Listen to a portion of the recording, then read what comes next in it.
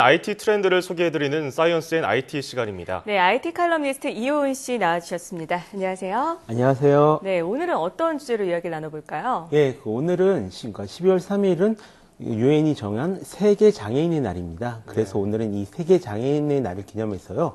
장애인들을 위한 디지털 기기들에 대해서 한번 좀 살펴볼까 합니다. 네. 디지털 기기들이 실제로 장애인들에게 어떤 도움을 주고 있나요, 그러면? 이 부분들이 조금 도움을 주고 있기도 하고 그렇지도 않고 좀 이런 좀 애매한 부분들이 있습니다. 네네. 예를 들어서 휠체어를 들 수 있을 것 같은데요. 이 휠체어는 많은 지체 장애인 분들에게는 상당히 좀 필수적인 그런 도구거든요. 네네. 그래서 이 전동 휠체어는 가지신 분들이 상당히 많이 있습니다. 그래서 미국에서는 또 이제 다리가 아프신 노인분들 같은 경우도 상당히 많이 이용하는 제품인데요. 이제 보시는 것처럼 인텔에서는 이제 물리학자 스티븐 호킹 박사랑 협업을 해서 커넥티드 휠체어 프로젝트를 발표를 했습니다. 네. 구동바퀴 4개에 보조바퀴 2개를 더해서 이제 6개의 바퀴를 가지고 있는 그런 스마트 휠체어인데요. 네. 네네. 탑승자의 심박수 같은 이 건강 데이터를 비롯해서 휠체어 상태 모니터링 기능 등이 탑재되어 있는 것이 특징입니다. 이런 식으로 디지털 기술의 발달은 장애인분들의 복지에 어느 정도 상당히 긍정적인 영향을 끼칠 것으로 여겨지고 있는 것은 사실입니다. 네, 그렇다면 이런 긍정적인 측면 외에 어떤 문제점이 있다는 겁니까? 예, 가장 큰 문제는 역시 좀 너무 비싸다는 것에 있습니다. 많은 사람들이 쓰지 않는다는 이유로 또 이제 이런 장애인 관련 기기들은 기술 발달도 좀 전체적으로 늦고요. 네. 가격도 상당히 비싼 편에 속합니다. 네네. 예를 들어서 물론 정부의 보조가 있기 때문에 실제로 이 가격을 주고 사진 않지만요. 기본적인 전동 휠체어 한 대의 가격은 대당 몇백만 원에 달합니다. 비싸네요. 여기에 스마트 휠체어가 되면 가격은 훨씬 더 높아지고요. 네. 또 다른 문제도 있는데요. 사회적 트렌드가 좀 급격하게 변할 때 장애를 가진 분들이 그것을 쫓아가기가 그리 쉽지 않다는 겁니다. 네. 예를 들어서 예전에 그러니까 인터넷이 활기차게 보급되기 시작했을 때 시각장애를 가지신 분들 같은 경우는 인터넷을 아예 할 수가 없었습니다. 네. 네네. 지금은 뭐 웹페이지를 읽어주는 소프트웨어들도 많이 나와 있고요. 또 이런 것들을 법적으로 인정받을 수 있게 해줘서 좀 많이 나아진 상태이긴 한데요. 이렇게 디지털 기술의 발달은 장애인분들의 사회생활에 도움을 주기도 하지만 오히려 적응을 어렵게 만드는 그런 장애물이 되기도 합니다. 네. 뭐 그나마 다행인 것은 뭐 이런 부분들을 조금 더 세심하게 살피려는 움직임이 요즘 곳곳에서 만들어지고 있다는 그런 것입니다. 네. 디지털 기술 발달은 장애인분들에게 도움이 되기도 하고 어느 면에서는 좀 좋지 않은 면도 보이고 있다 이런 말씀이신 것 같은데 그렇다면 어떤 부분이 이분들께 도움이 되고 있습니까? 예, 먼저 가장 최근 연구되고 있는 곳으로는 이제 외골격 로봇 기술이 있습니다. 네. 영화 아이언맨 등에서 보시는 것처럼 어떤 갑옷을 입고 신체를 좀 강화하는 것은 인간의 오래된 꿈 중 하나였는데요. 이런 꿈들이 조금씩 이제 실현되고 있습니다. 그러니까 팔이나 다리에 로봇을 장착해서요. 기능이 약해진 팔다리를 대신해주는 그런 것인데요. 네. 이런 것들을 외골격 로봇이라고 부릅니다. 네. 지금 보시는 것처럼 저분이 평생 하반신 장애 때문에 걸을 수가 없었던 분들이었거든요. 아, 그랬나요? 예, 네. 이런 장애인이 외골격 로봇의 도움을 받아서 지금 이제 걸어 다니는 모습을 이제 보실 수가 있습니다. 네. 이 단계까지 지금 연구를 지금 성공을 했고요. 네. 현재 시제품이 나와 있는 상태고 미국에 있는 병원이나 재활센터에서 시범적인 사용이 좀 이루어지고 있는 그런 단계인데요. 만약 이런 제품들이 상용화 되면 다리를 못 쓰시는 분들이나 또는 다리를 다쳐서 이제 재활 훈련이 필요하신 분들에게 꽤 도움이 될 수 있을 것으로 생각되고 있습니다. 네, 정말 큰 도움이 되겠네요. 네, 그런데 시각장애를 가진 분들을 위한 기기는 어떤 것들이 있을까요? 네, 일단 시각장애를 가지신 분들을 위한 제품은 다른 제품들에 비해서 훨씬 많이 나와 있는 편입니다. 일단 구글 보이스나 애플의 시리, MSA 코타나처럼 음성 입력 도우미들을 사용하는 것이 가능합니다. 지금 가지고 계신 대부분의 스마트폰에 이미 탑재된 기능인데요. 스마트폰에 음성을 입력하고 보이는 글들을 음성으로 다시 출력해주죠.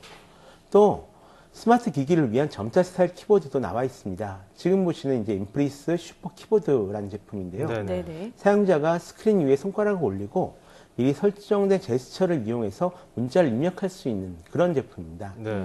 양 손가락으로 키보드를 입력하는 것처럼 타이핑해서 입력하는 것도 가능하고요. 네, 네. 지금 화면으로 계속 나오고 있는데 시각장애가 있는 분들도 키보드를 예. 손으로 쳐서 사용할 수 있다는 거네요. 그렇죠.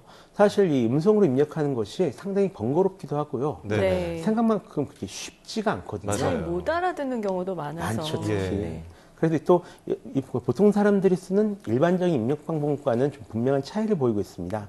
그런 면에서 음성 입력을 어떤 동작 입력으로 바꾼다는 것은 꽤 중요한 의미가 있다라고 생각합니다. 네, 그렇다면 청각장애를 가진 분들을 위한 기기는 어떤 것이 있을까요? 예.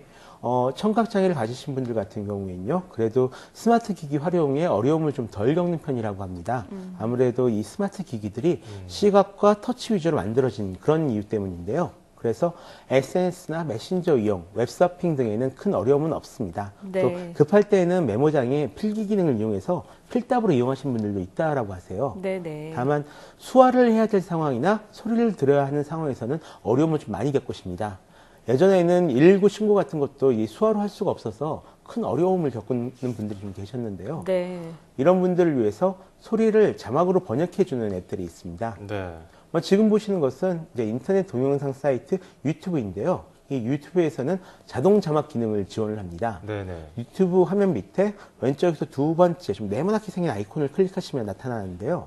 동영상에서 들리는 음성을 인식을 해서 그것을 자막으로 바꿔서 보여줍니다. 신기하네요. 예, 또 가끔 이제 자동으로 번역까지 해서 이제 보여주는데요. 영화와 같이 많이 쓰는 말들은 그 인식률이 상당히 높습니다. 다만 아직 한국어 지원은 좀 많이 미약한 편입니다. 우리나라 말도 빨리 적용이 됐으면 좋겠는데 그렇죠.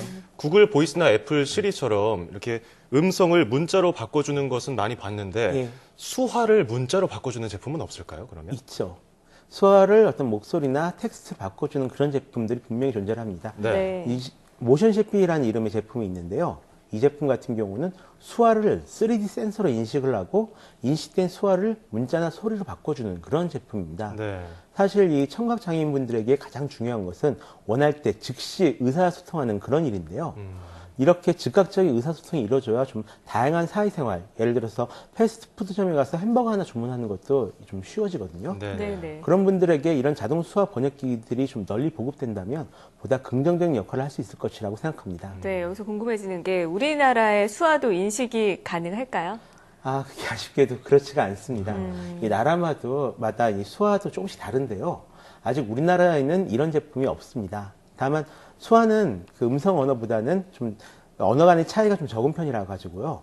데이터베이스만 확충하면 한국어로 이런 제품을 만드는 것도 크게 어렵지는 않을 것으로 보입니다. 네, 어서 빨리 우리나라에서 불편을 겪는 분들도 이런 네. 시스템이 잘 갖춰져서 도움을 받았으면 참 좋겠네요. 네.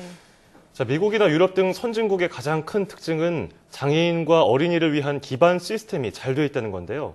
우리나라에서 장애인을 위한 신기술이 많이 개발돼서 전 세계 장애인들을 섬길 수 있게 되길 기대합니다.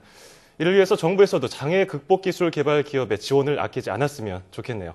지금까지 이효훈 IT 칼럼니스트와 함께 말씀 나눠봤습니다. 고맙습니다. 고맙습니다.